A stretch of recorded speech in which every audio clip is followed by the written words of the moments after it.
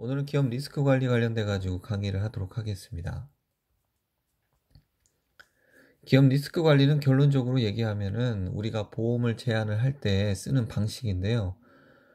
무엇을 받나요? 라고 얘기하게 되면 무턱대고서 그 보험에 대해서 이렇게 상품을 들이내게 되면은 고객은 거기에 대해서 거부 반응을 보이기 마련입니다. 그렇기 때문에 무엇을 받나요? 라고 할 때 경우에는 제가 어떤 상품을 받기에 앞서 가지고 어, 설명하는 방식을 조금 더 차별화 있게 가져가셔야 되는데, 그 방식은 뭐냐면은 이 대표가 이 보험이 필요하다는 느낌을 처음부터 이렇게 복선을 좀 깔아야 되는 거죠.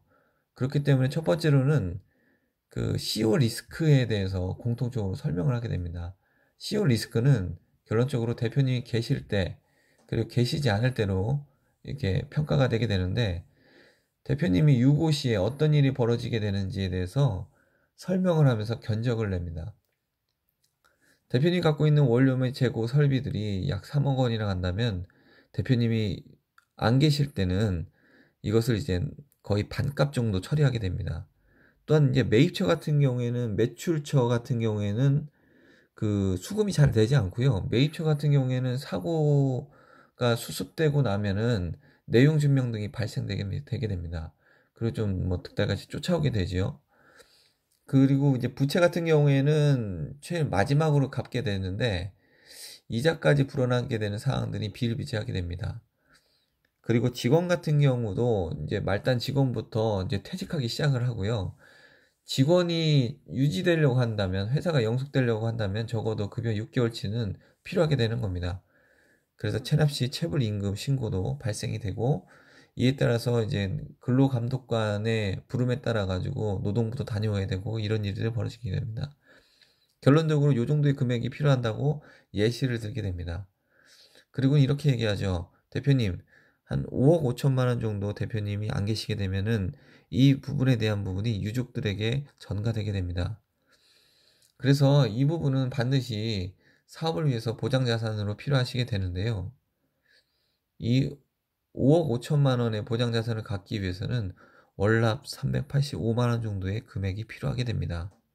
억당 한 70만 원 정도 계산하시면 될 것 같습니다. 요거는 현장에서 즉각적으로 하기 위해서 필요한 금액이라고 보시면 됩니다. 그러면 이 금액이 당연히 부담스럽지요. 그러면은 장기적으로 제가 컨설팅 하기 때문에 현재는 요 금액 중 일부분을 진행하시고, 매출이 많이 증가되게 되면 그때 더 부탁드립니다라고 하고 자연스럽게 넘어가게 됩니다. 이제 법인일 경우에는 조금 다릅니다. 법인일 경우에는 주식 가치가 3년 차가 되게 되면은 어, 주식 가치가 5배에서 10배 정도 갑자기 급등하게 됩니다. 이거는 비상장 주식 평가라고 하는 그 상증법에 있는, 상장되지 않은 회사는 그 법에 의해서 평가를 받게 되는데, 그 법에 따른 내용이기 때문에 그 내용은 나중에 한번 추후 다시 한번 설명드리도록 하겠습니다.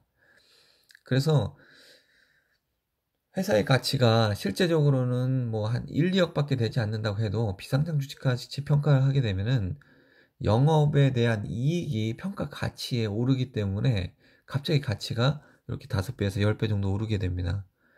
예를 들어 보겠습니다. 그 A는 3년 전이고요. B는 설립 후 3년 이후가 됩니다. 3년 전에는 그 자산, 순자산에 대한 평가로 결국 재산만 가지고 평가를 하게 되는데, 3년 이후에는 영업 가치가 평가되다 보니까 주식 가치가 5배에서 10배 정도 이게 올라가게 됩니다. 그로 인해 가지고 상속세에 대한 부담이 더욱더 커지게 되는 거죠. 그래서 대표에게 이렇게 얘기해야 됩니다. 이런 부분이 가족들에게 다시 전가되는 부분을, 추가적으로 부담되는 부분을 막기 위해서는 상품이 하나 필요하다. 그 상품이 결론적으로 이제 보험 상품이고, 이 보험 상품은 언제 쓰는 건지에 대해서 다시 한번 설명하게 됩니다. 회사가 설립하게 되면은 최초의 액면가가 존재하게 됩니다. 하지만 회사가 영업이익이 늘면 늘수록 나중에 그 상속의 개시기가 되게 되면은 그 당시의 가격은 시가로 평가되게 되고, 그 시가는 취득가에 비해서 시가가 높기 때문에 여기에 대한 차익이 발생되고, 이 차익이 발생되는 거죠.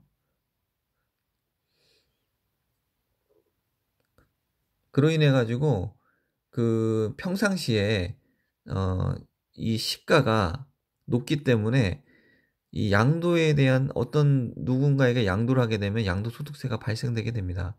근데 상속 시에는 이 상속을 받는 사람의 이 취득되는 이 가격 자체가 시가로 계산되기 때문에, 이 시가로 계산된 이 상태에서 시가로 누군가에게 판다고 한다면은 양도에 대한 소득세가 발생되지 않게 되죠.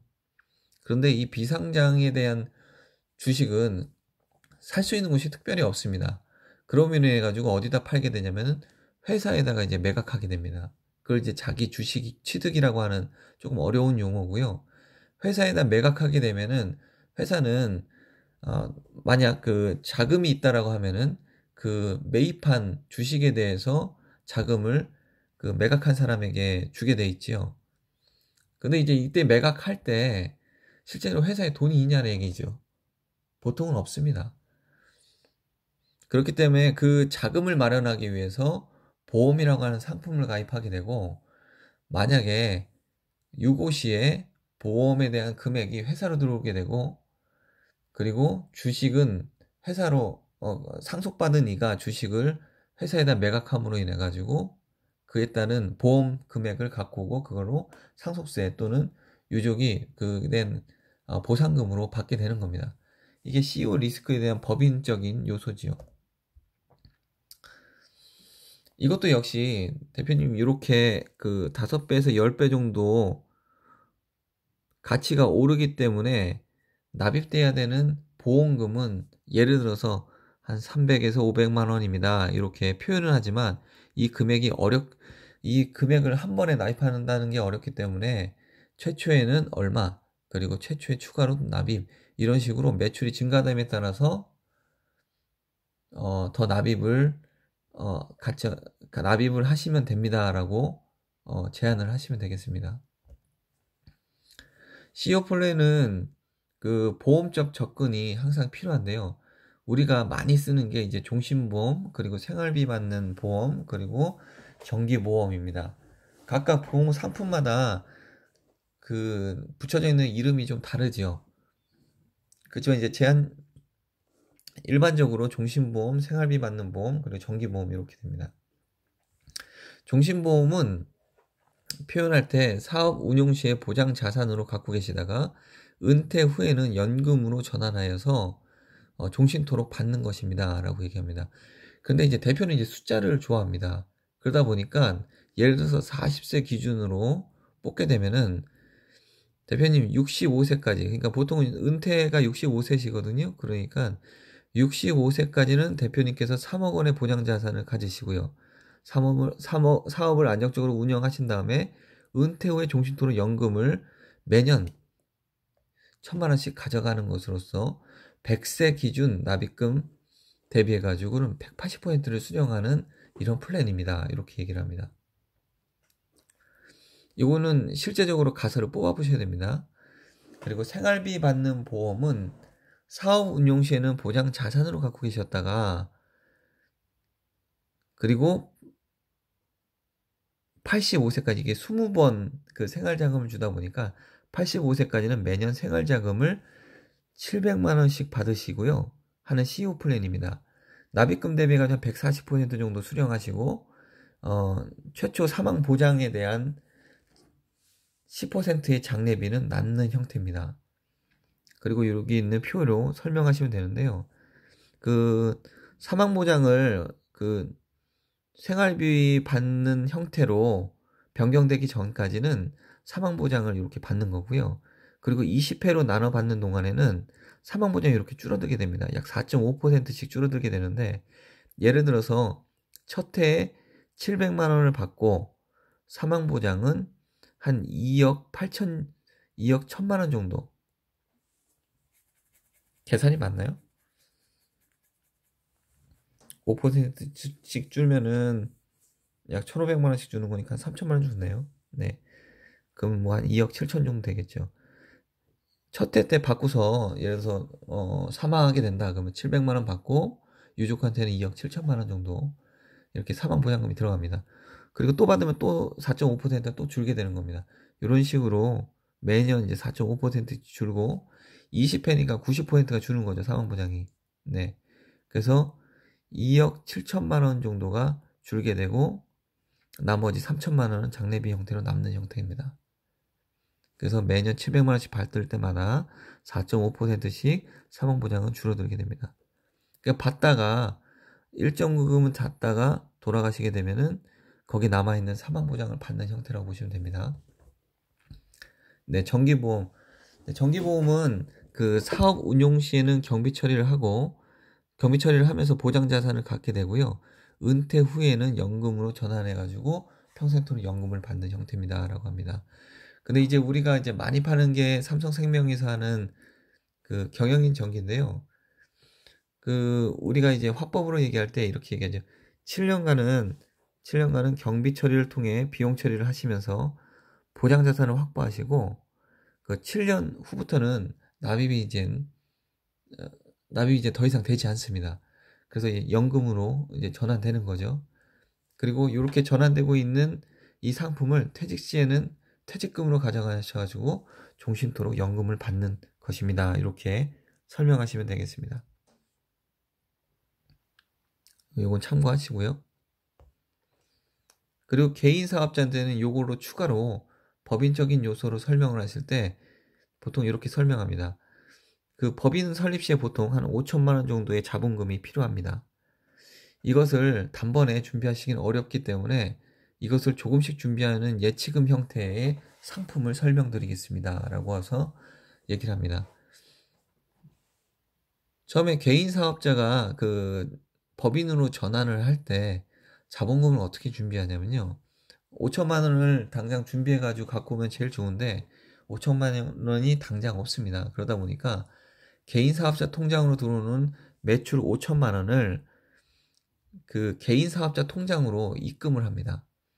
그리고 개인 통장에서 잔고 증명을 발급을 하고 5천만 원을 다시 제자리에 돌려놓죠.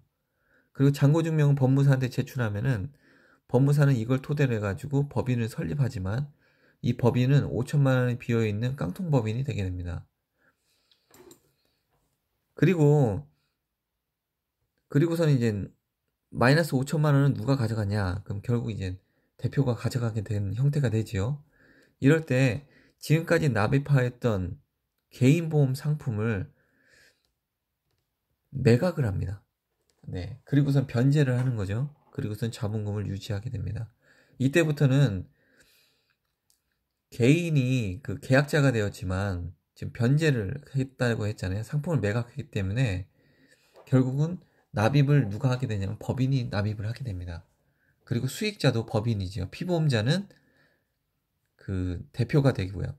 그리고선 법인에서 납입을 하다가 다시 퇴직금으로 가져가는 형태가 되는 겁니다.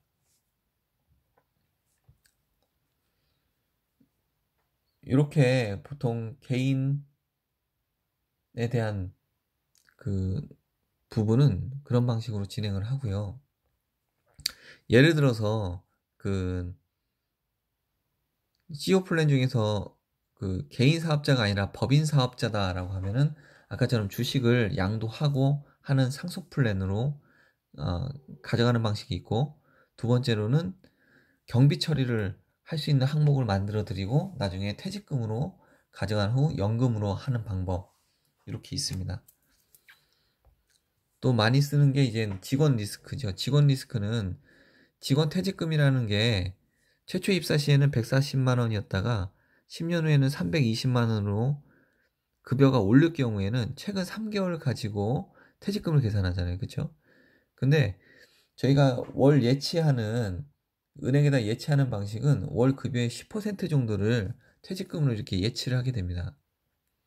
그렇게 하다 보면은 이 10년 동안 예치한 금액에 비해 가지고 최근 발생되는 퇴직금은 더 높죠. 그래서 요거로 인해 부족분이 생깁니다. 네. 근데 이제 직원퇴직연금은 그 기업에서 이제 활용이 안 되죠. 그 외부에다가 예치하는 퇴직금 같은 경우에는 파산 또는 폐업 시도 활용을 못 합니다. 결론적으로 이 돈은 묶여있는 자산이 됩니다. 네. 그리고 이제 두 번째 또 리스크는 뭐냐면은 직원이 이제 사망하거나 장애를 입게 될 경우지요. 직원이 사망하게 되면은 그 예를 들어서 만 30세 월급에 200만 원이신 분이 정년이 55세이다. 네. 이런 분이 이제 돌아가셨다라고 하면은 한 3억 4천만 원 정도를 민사적으로 배상을 하라고 합니다. 근데 실제적으로 산재는 한 1억 원 정도 배상을 해주거든요. 그러면 2억 4천만 원에 대해서는 어떻게 되느냐? 민사소송을 제기해가지고 사업주로부터 받아내게 됩니다. 그 개인이 받아낼 수 없고요. 유족들이 누구한테 얘기를 하게 되냐면 노무사하고 그 다음에 변호사, 네, 이렇게 둘을 통해 가지고 이 금액을 받아냅니다. 그리고 노무사와 변호사는 여기 대해서 수수료를 받게 되죠. 그래서 이길 수가 없는 겁니다. 그러면 이 두 가지를 다 할 수 있는 방법이 뭐냐라고 했을 때 바로 단체보험에 가입을 하는 거죠. 그리고 이 단체보험은 결론적으로 이런 리스크에 대해서는 산재적으로 보장을, 산재보험 1억 원 플러스 단체보험, 민간 산재라고도 하고요. 단체보험이라고도 하죠. 보장 금액을 보장을 해주고, 그리고 해약환급금이 남지요. 네, 이 해약환급금으로는 퇴직금으로 사용할 수 있다라고 하는 부분으로 이 기업복지 플랜인 이 기업복지 보험을 제안을 하게 되는 겁니다. 간단하게 우리가 활용하고 있는 법인에서 주로 활용하고 있는 보험에 대해서 저희가 설명을 한번 해봤습니다.